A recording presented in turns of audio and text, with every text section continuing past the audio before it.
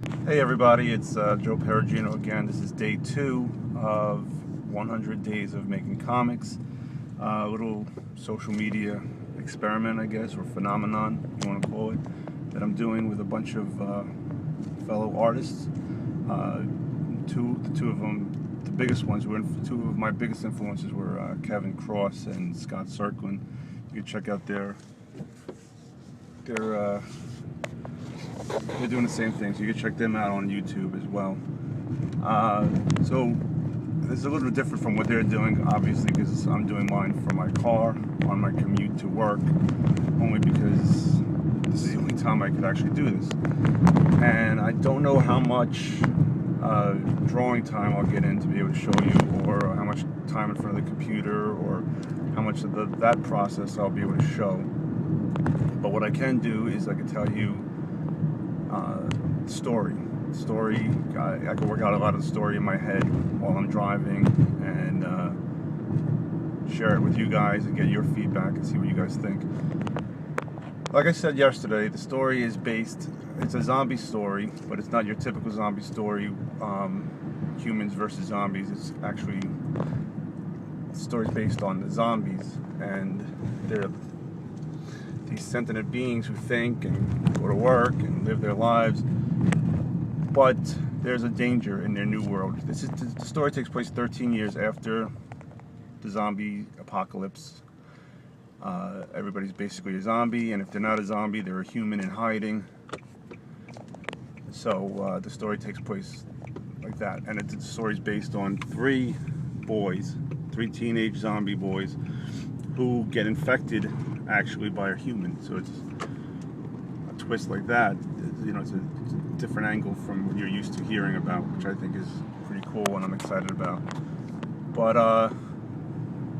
what comes out in the story is that the human that they're infected by is actually also genetically altered with these superpowers, and she transfers her superpowers to them. So they all have these different superpowers. There's the three of them are DK, Rot, and Wreck. DK is the leader of the group. He's the one. His superpowers are, he's more, I guess, athletic, more.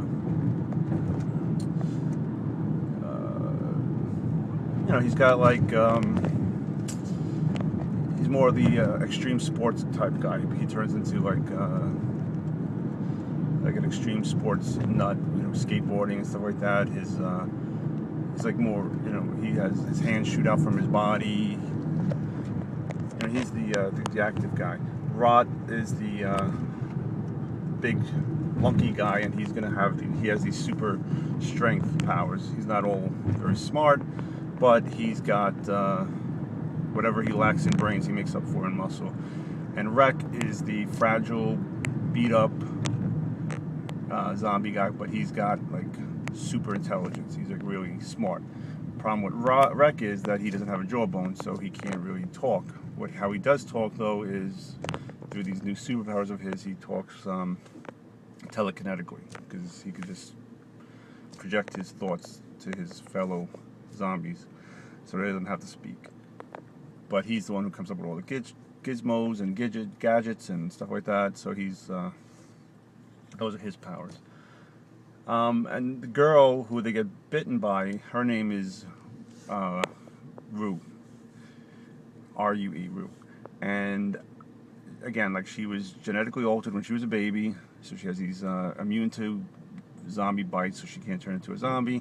And she has these superpowers that she transfers to these guys. I'm not sure. I did one book, which I just finished, and it's on the web. www.thezombz,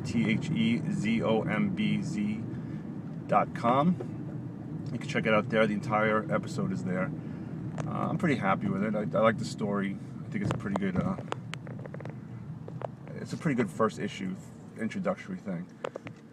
At the end of the story, though, she is like half zombie, half person. So I'm not sure where I'm going to go with that. If she's going to go all zombie or not yet. That's part of the story that I'm working on. The next story I have written, and nothing of her character has developed. She's in the story, but it's basically her explaining to Zombz, what's going on, and where humans have been for the last 13 years and all that. According to the story, that the humans have been driven underground and hiding. They've been hiding for 13 years, unbeknownst to the zombies, because the zombies are brainless. All they care about is food. They don't really realize what's going on around them, except for the fact that they are hungry and they want to eat. Now, DK, the leader of the Zombz, has realized that we haven't eaten for months, and not only have we not eaten for months, we haven't seen humans in months, and there's something wrong there, obviously, because obviously there are no humans anymore. And also,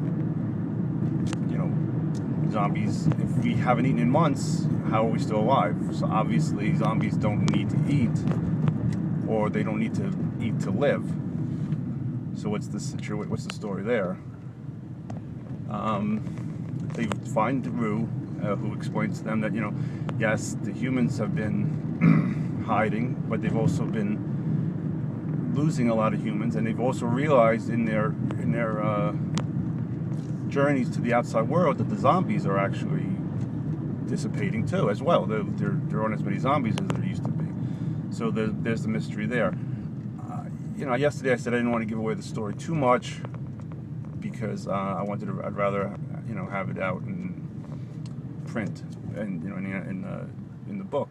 But I think what I'm going to use this time for is to actually talk out the story and see where I have holes, where I could have improvements, maybe just work out some of the finer details, stuff like that.